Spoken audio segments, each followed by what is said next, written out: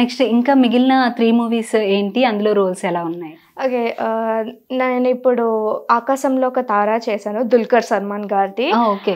So నేను దుల్కర్ సల్మాన్ గారికి ఆయన్ని పెద్ద మీట్ అయ్యావా? ఫ్యాన్. ఆయన్ని మీట్ అయ్యావా? మీట్ లేదా? నేను దుల్కర్ సల్మాన్ గారికి చాలా పెద్ద ఫ్యాన్. ఆయన ఓకే. సినిమాలు రావంగానే ఫస్ట్ ఓపెన్ చేసి చూస్తాను టీవీలో. ఓకే. సో 'లక్కీ భాస్కర్' అయినా 'సీతారామం' అయినా ఇవన్నీ బ్లాక్ బస్టర్ మూవీస్ కదా. అవును. సో దుల్కర్ సల్మాన్ గారి సినిమాలో నువ్వు సెలెక్ట్ అయ్యావు అని అమ్మ చెప్పగానే ఓ మై గాడ్ సెలెక్ట్ అయ్యాను వెంటనే. అండ్ ఆల్సో అక్కడ షూటింగ్కి వెళ్ళినప్పుడు కూడా it was an awesome experience. ఆంధ్రాలో చేసాం షూటింగ్. అండ్ అక్కడ it was a really amazing role.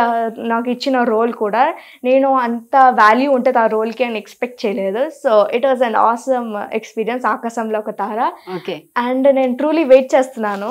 So release కోసం ఇప్పటికి నేను ఎవరికి చెప్పలేదు 'ఆకాశంలో ఒక తారలో' యాక్ట్ చేశానని. ఇక్కడే ఫస్ట్ టైం చెప్తున్నాను. సో సో నెక్స్ట్ నేను 'కేజీక్యూలో' యాక్ట్ చేశాను దీక్షిత్ శెట్టి గారిది. ఓకే. అండ్ నాకు ఫేవరెట్ రోల్ అంటే ఆ సినిమాలోదే. బికాజ్ ఇట్స్ ఏమీ లైక్ ఇప్పుడు నార్మల్గా సినిమాల్లో childhood heroine character roles just అలా నార్మల్గా స్కూల్కి వెళ్ళడం రావడం అలా లేదు నేను చేసిన సినిమాలో 'కేజీక్యూలో'. So just like it was a completely different script and also చాలా వాల్యూ ఉంది నేను చేసిన క్యారెక్టర్కి.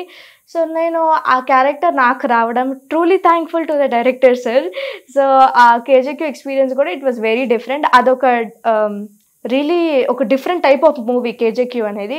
సో అది ఎప్పుడు రిలీజ్ అవుతుందో వెయిట్ చేస్తున్నాను. అండ్ దెన్ లాస్ట్ మూవీ శోభిత గారిది. సో శోభిత గారు అంటే మిస్ ఇండియా, మిస్ వరల్డ్ అంత పెద్ద హీరోయిన్తో నేను కలిసాను. సో శోభిత గారిని కలిసాను, ఫొటోస్ తీసుకున్నాను.